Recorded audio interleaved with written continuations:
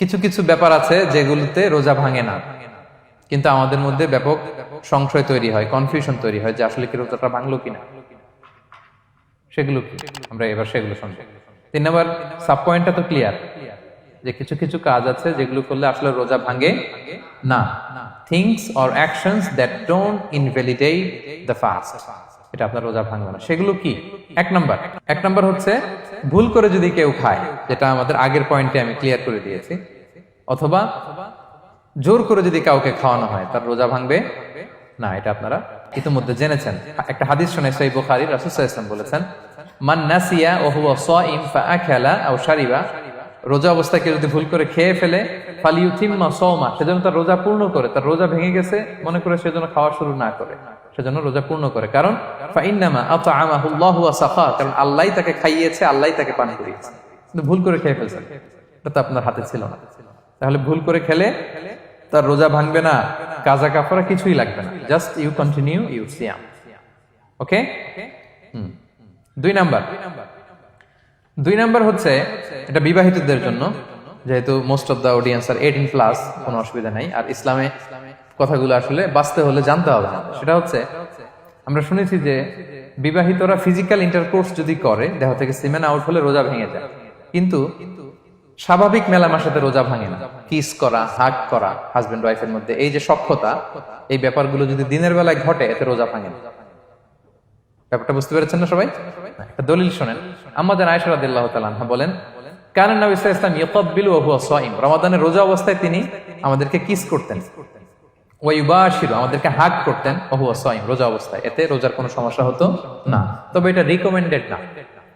স্বামী স্ত্রীর একান্ত মেলামেশা দিনের বেলা রিকমেন্ডেড না, কারণ এটা থেকে সে সেক্সুয়ালি এক্সাইটমেন্টের দিকে চলে যেতে পারে, ফলে ভুল করে সে এমন কাজ করে ফেলতে পারে যেটাতে তার রোজাটাই ভেঙে যাবে।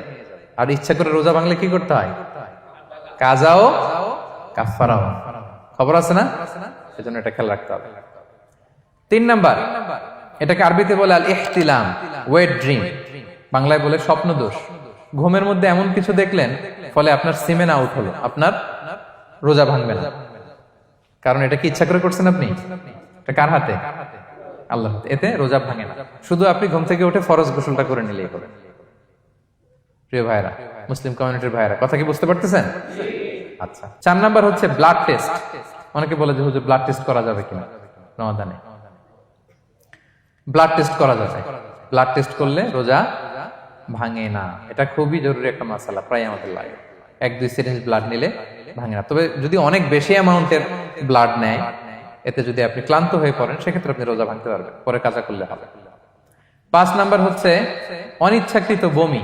এটা আমি আগেও ক্লিয়ার করেছি যে ইচ্ছাকৃত বমি করলে রোজা ভাঙে, কিন্তু অনিচ্ছাকৃত যদি বমি চলে আসছে, ভমিটিং হচ্ছে, আমার রোজা ভাঙবে না। 6 নম্বরে নোজ ব্লিডিং, নাক দিয়ে অনেকে রক্ত পড়ে না, নাক দিয়ে রক্ত ঝরলে মানুষের রোজা ভাঙে, আনলেস যদি অনেক বেশি অ্যামাউন্টের হয়, আপনি ক্লান্ত হয়ে পড়েন, তখন তো আপনি রোজা ভাঙতে পারবেন। 7 নাম্বার, রোজা রেখে দাঁত ফেলতে পারবো কিনা? জি, রোজা রেখে আপনি আপনার দাঁতকে রিমুভ করতে পারবেন, খুব বেশি যাতে রক্ত বের না হয় সেটা আপনি খেয়াল রাখবেন। দাঁত ফেললে যে রক্ত বেরোয়, এতে রোজা ভাঙে না। 8 নম্বর পয়েন্টটা খুবই গুরুত্বপূর্ণ, এটা খেয়াল করে শুনতে হবে। কান দুইটা খরগোশের কানের মতো খাড়া করে শুনেন, খুব মনোযোগ দিয়ে। 8 নম্বরটা হচ্ছে ইনজেকশন। রোজা রেখে ইনজেকশন দেওয়া যাবে কিনা? কিছু কিছু ইনজেকশন দেওয়া যাবে, কিছু কিছু দেওয়া যাবে না। কোনগুলো দেওয়া যাবে না? এনার্জেটিক ইনজেকশন দেওয়া যাবে না।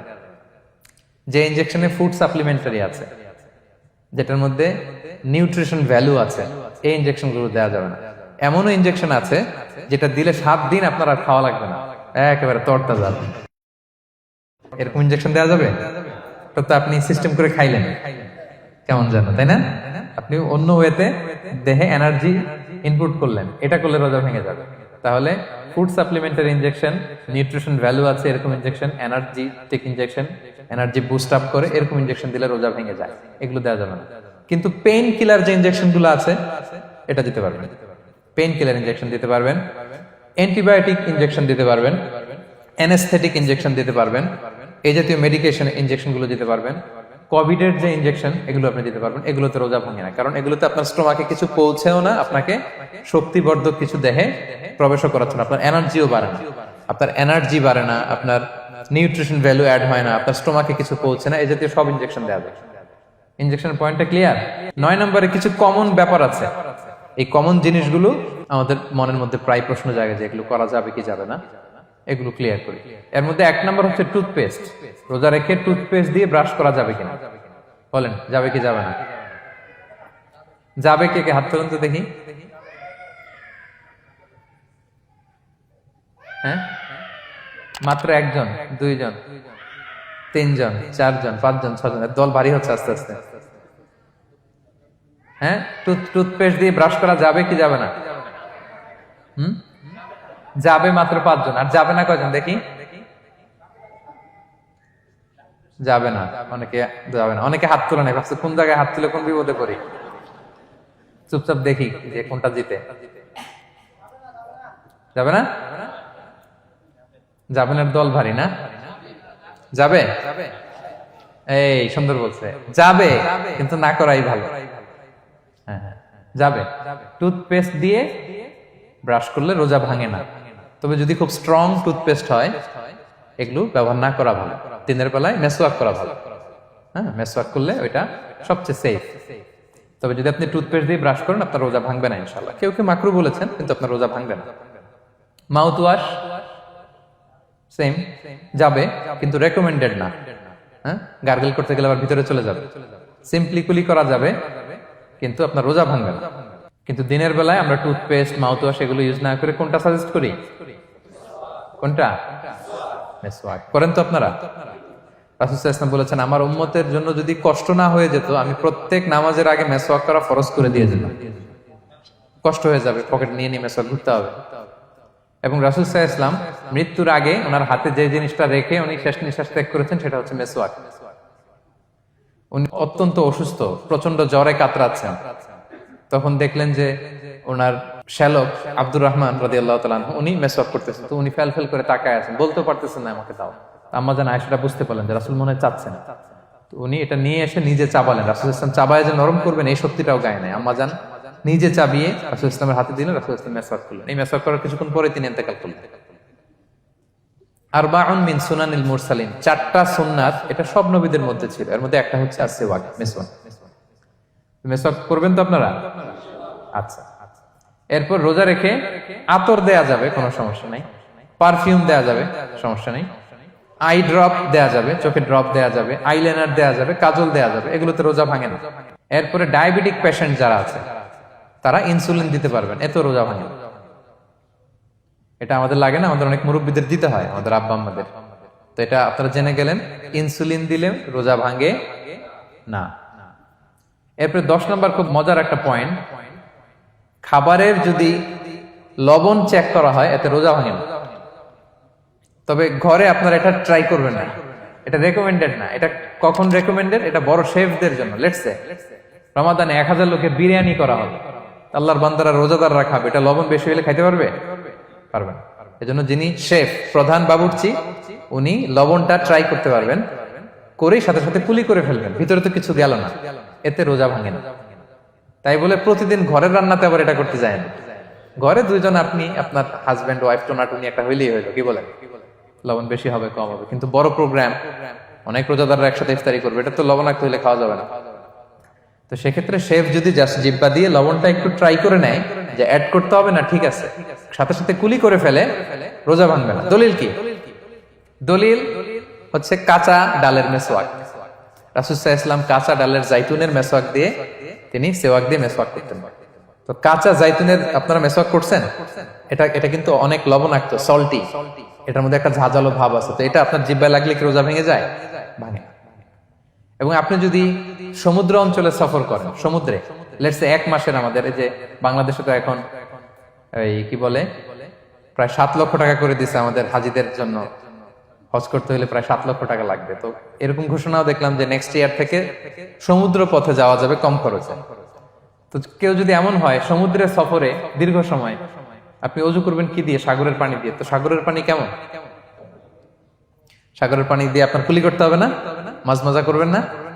তা আপনার কি রমজানে যদি কুলি করেন আপনার রোজা ভেঙে যাবে? না, ভাঙবে না। তো এ থেকে স্কলাররা দলিল নিয়েছেন যে এরকম জরুরি প্রয়োজন হলে আপনি খাবারের স্বাদটা লবণটা দেখতে পারবেন, সাথে সাথে কুলি করে ফেলবেন, এতে আপনার রোজা ভাঙবে না ইনশাআল্লাহ বিইজনিল্লাহ। অনেকে প্রশ্ন করে এনজিওগ্রাম করা যাবে কিনা।